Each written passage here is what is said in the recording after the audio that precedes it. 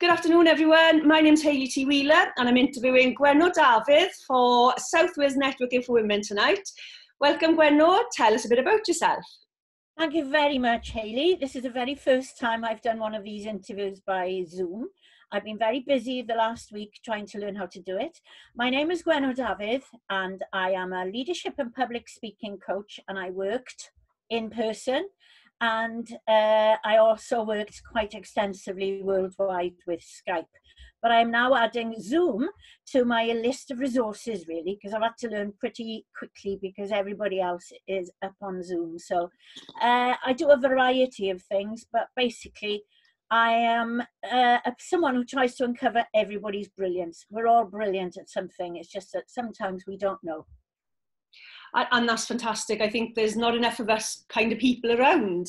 I do know as well, you are bilingual, am I right in saying that? You do services bilingually?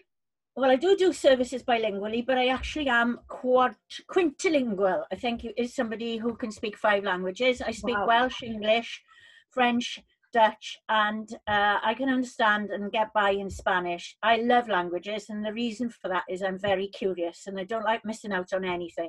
So I do work through the medium of Welsh, and I have done extensively over the years, and also through the medium of English, which I'm doing quite really well, because it is my second language after all. Yeah, brilliant. Thank you. Why do you do what you do? What's brought you here? Well, if you can see that picture behind me there, I'm a runner. At least I was a runner until I ended up with 3 metal pins in my leg and arthritic hips. But I've always been a runner, and I suppose I started out coaching when I was a child. I used to take groups of kids up to the athletics field and coach them. I used to set targets for them, work towards going to county sports, school sports, inter-county sports, all of those things. And it just came naturally to me. And what I didn't realize was that I was actually a very, very good motivator. I was the house captain, I was the Spartans team captain, I was the Eisteddfod captain, I was captain of so many things because somehow I was able to motivate people and enable them to reach their targets. So I've had a very varied career. I've been a performer since 1980 professionally. I still work professionally as a performer. I do lots of live television, and I'm a regular on something called Weddy Tree, where I'm in the gossip corner. It's a little bit like Loose Women, and I absolutely love it. They chuck 3 different subjects at us, so we just have to respond and give our opinion. And I have an opinion about everything. So I love that. But I've always had 2 concurrent professions, really. I've always been a performer, but I've always supported that through education, either by supply teaching, theatre and education, training, coaching, whatever. Those 2 careers have run alongside each other. And as a performer, you really have to learn to do lots of different things. So when there wasn't any time, any work performing, I've had to turn my hand to writing. And so I'm actually in this position now because for 10 years, I was an equal opportunities expert with the WDA initially, chwarae teg as well. And I did that, and I used to go to lots of individual companies throughout Wales and give them advice on equal opportunities. I feel passionately about equal opportunities and diversity. And but I did get tired of doing the same old things, writing the same old policies and not seeing them being put into action. What I really loved, was working with chief executives and getting them to set targets, to enable them to have the confidence to do something. And it wasn't the paperwork that inspired me, it was the working with people. So about 10 years ago, when we had to change direction, well, we didn't have to change direction, but we had to reapply for the same project. And I just decided, no, this is not for me. I need to be doing something that I really, really, really feel passionate about. And I've always felt passionate about development and enabling people and bringing the best out of people and finding that chink of light which may have been obscured by years and years of unpleasant experiences. So this is why I'm coaching. I've got an ILM level 7 coaching qualification. I've got a certificate of education as a teacher. I'm a drama Welsh teacher. I also have a master's degree in social science, and my area of expertise is women. So it was women's studies, which I did in the University of Cardiff. And I did my certificate of education in the Polytechnic of Wales, which is now the University of South Wales. I've got also a train the trainer qualification, and a lifetime of experience as a performer. I started performing at the age of about 4, I think. In the Welsh tradition, you get put into local Eisteddfods, which I did when I was very, very young, and also in the chapels where you had to do your little verse every week. So I've had a lifetime's experience of working as a performer. I do live television, I've been in films. I was in a film with Damien Lewis. I've done stand-up comedy, which brings me on to something else I've done. I've written a book which is called Stand Up and Sock It to Them Sister. I think that's probably reverse on your screen. No, but it's a big book, people. It's all about women in a male-dominated environment, that of stand-up comedy. I could have chosen women in banking, women in education, women in law, women in politics, women on oil rigs, whatever. But my choice was women in stand-up comedy, because I have a lifetime's passion for humour. And the parts I've really, really enjoyed most of all have been the comedy parts. So you've said about working with women. Are they your main audience, your main clients? No, I think we all have to learn to adapt. I had a wonderful project, which was supposed to be the project for the rest of my days, with a company called Hodder Education, which is part of Hodder and Stoughton. And they wanted me to be the head coach on a project called Lead, which was working with head teachers and heads of departments throughout Britain. Because of my background in education, I would have been working with male and females. However, they didn't realise how much of a crisis schools were in, so that came to nothing. So I will work with anybody who presents in front of me. I'm particularly good at people who are experiencing change in their lives. I've had more changes of career and direction than Madonna has, I have to say, because I've had to. You know, as a performer, it's often the case that that it'll be feast or famine. There'll either be plenty of work around or there'll be absolutely nothing. So I'm very adaptable, I'm very fluid. I can change to all sorts of circumstances. Recently, I have a one-woman show which is called Passionate About Piaf, because I am passionate about Piaf, the French singer. And I spent a lot of last year developing the show, and I set my own goal, which was I want to get to a specific place in the West End, which is called Zedell's Brasserie, and I achieved it. I went there in, I think it was late August, early September, and I did the one-woman show about Edith Piaf, and it was a sellout show, had a standing ovation, encores, it was wonderful. So I was on a roll. So this year I was going to be doing, focusing on my show. And I was with a company and we'd done a promotional video. We were getting gigs in. We just did a fabulous concert on Penarth Pier. And then COVID turned up. So that's going to have to be put to one side. And I've had to reevaluate what I'm going to do. So my coaching is, again, a little bit on the quiet side at the moment. So what I've decided to do is to do promotional videos for my own company, gwennodafydd.co.uk. So what I did, I have been in lockdown for the last 2 weeks because my daughter had a chesty cough. She worked in the IV, she had to stay at home. So I've gotten used to this battening down the hatches and the lockdown. So the first week, what I did was I have a group on Facebook and I've bunged as many free resources on there as possible. Anything I've seen on the web about how to entertain yourself now during this COVID crisis.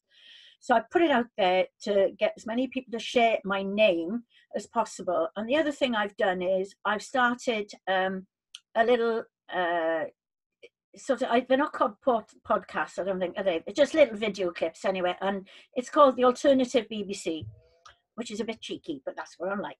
And what I do is I broadcast from the bathroom. I am the bathroom broadcasting coach, and every day since last week I've been filming little snippets about 5 minutes long about some things to inspire people, because it is a very, very difficult time for lots of people. They're not used to their own company. They're not used to the discipline of having to work on their own. I've been doing that forever.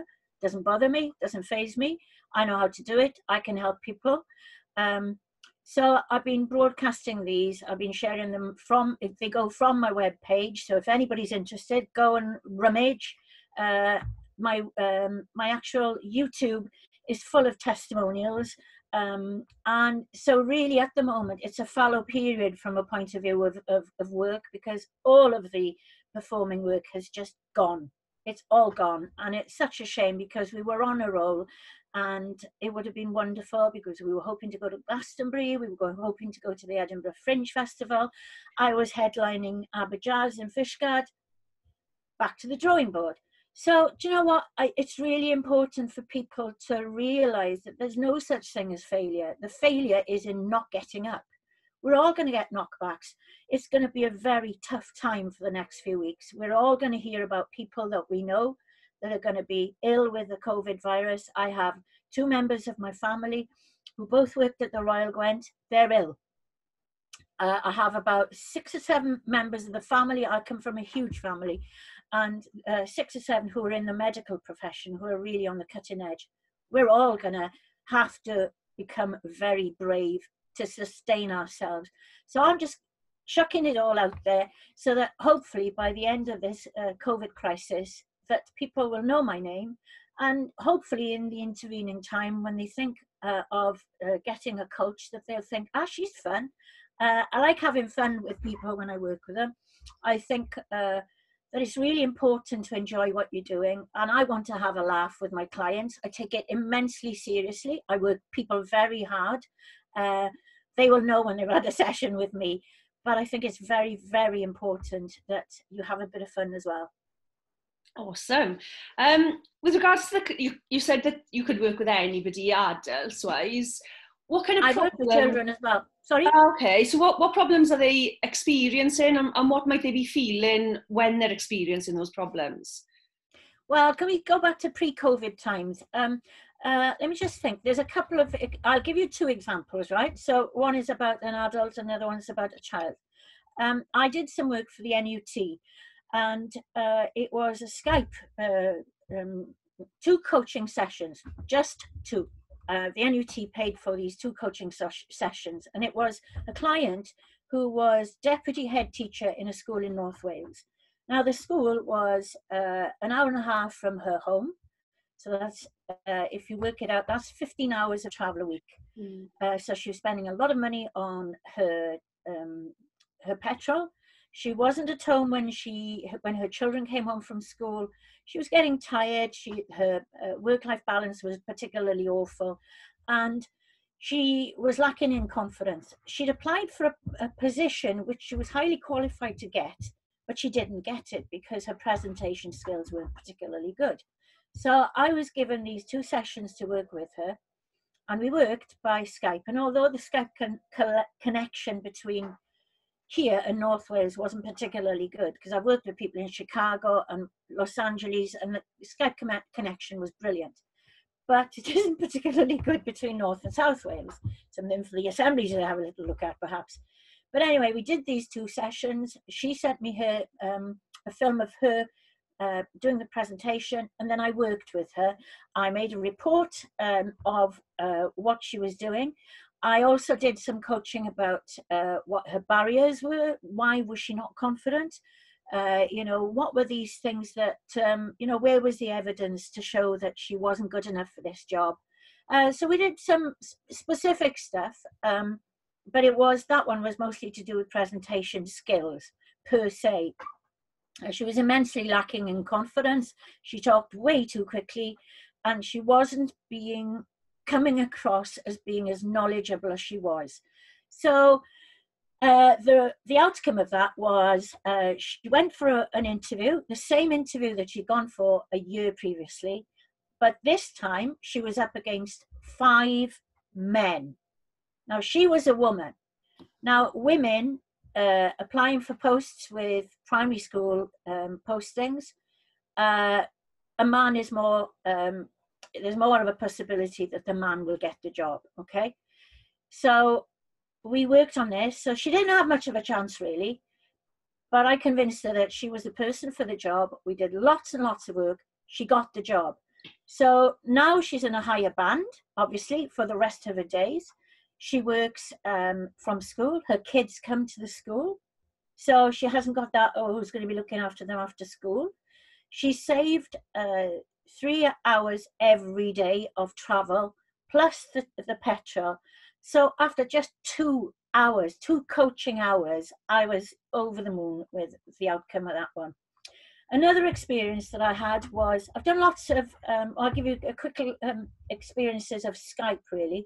I had one young man who was sadly lacking in self-confidence. He was in school in Edinburgh and flew back home to Luxembourg every 2 or 3 weeks.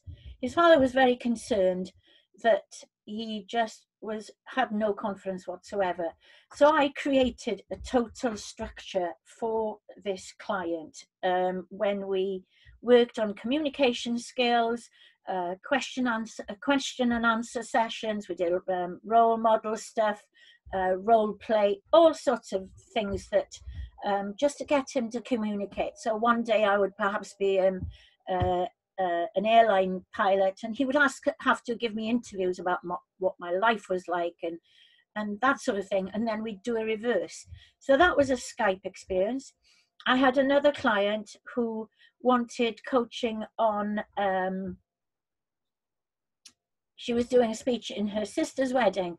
So she was a singer, a performer herself, but she wasn't very good at speaking about what she was going to be doing. So we did loads of stuff by Skype.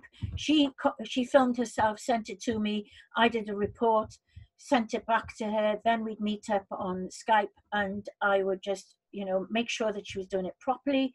And so she sent me the final film of her, and she was absolutely amazing. So for that experience, and I've done a few wedding scenarios, in that experience, I would start off with, give me a few bullet points of what you want to do in this session. And so with the wedding coaching, what I do is, I was doing it in person here, but I can do it by Skype, obviously. Things like mic technique, getting off the script, presence, connecting with the audience, eye contact, volume control, anecdotes, how to get the audience on your side, all sorts of stuff like that. Also with leadership, what I would be doing with leadership really would be, I've worked a lot with people who've come to a new position. So for example, they might have been upper middle management, and now they're going up the next level to lower upper management, senior level, okay?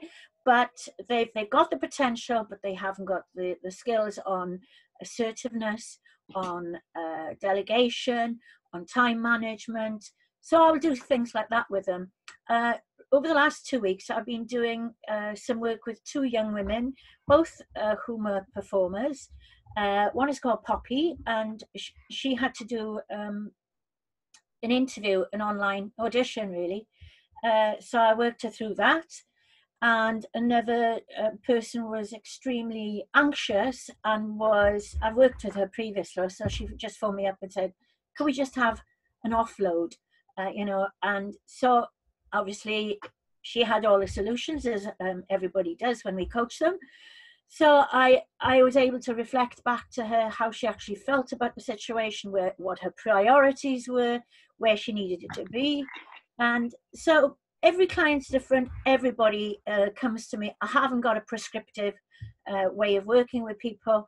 It's just that I know that, as with all good coaching, the person in front of me will have all of the answers. So have you got any specific success stories that you can always call to mind that makes you smile with one of your clients?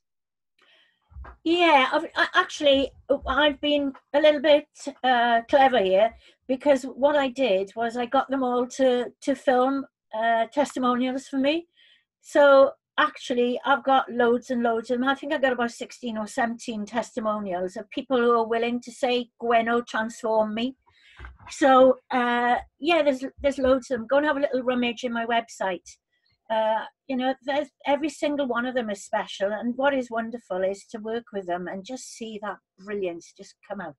Yeah, it's just wonderful. It's a lovely feeling, isn't it? Yeah. Have you got a tip that you can share with our viewers? What for now? What tip? Well, give us what would you usually work with somebody? I think you've talked about performance, so maybe a tip about I don't know, presenting. That's something you've Well, okay. So what I would do is I've done. If you check out the Bathroom Broadcasting Coach, I'm sharing loads of tips on that one. But the one I would say is, when you're presenting, the most important thing is your breathing. And I show people how to breathe. Now, I can't do it here because I haven't got my sponge. But a lot of people will breathe from here, which is, it's shallow and it only fills about that much of your lungs. You need to be focusing on, whoops, excuse me, can you see? Yeah. Diaphragmatic breathing is from here. Excuse my belly, I haven't been out much. So, but diaphragmatic breathing is from here. And if you're doing it properly, so if you put your hand sort of under your rib cage and over your belly button. It's like a powerhouse. It's like a bellows. That's diaphragmatic breathing. Okay, I'm just putting my slippers back on. That's diaphragmatic breathing. And that's what you should be doing, because that's your powerhouse. That's what ramps up your volume. That is also what will control your nerves. It's fabulous for controlling nerves. And also another tip I would share is, and I haven't got one here, but to actually work on relaxation, I would take a candle, I would light it, and I would breathe in through the nose, breathe out slowly through the mouth, with the aim of keeping that candle lit, because then that enables you to control your breath. I think the tip I would give to every single person that I coach with is start making a gratitude diary. See if I got one here. No, I haven't got it here. But a gratitude diary, I don't know if you're aware of what a gratitude diary is, but I will, for those people who don't know what a gratitude diary is, very powerful, especially nowadays when we're all in lockdown and we haven't got an awful things to lift us up really, but we have.